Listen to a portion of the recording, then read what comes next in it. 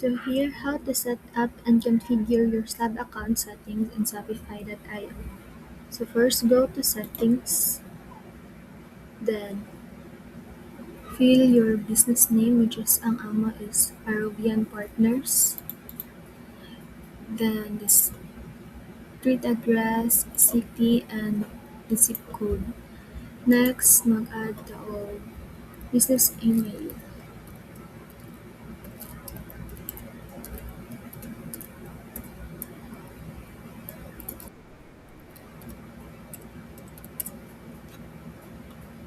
Then, ang business phone number. Then select the time zone and configure your integrations. So here sa left side, may tanong integrations. Then click. So here, for example, i-connect na to siya sa Google.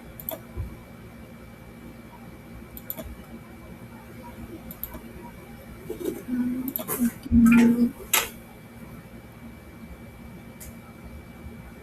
So, all. Then continue. So, rihaan na connect na nato siya. So that's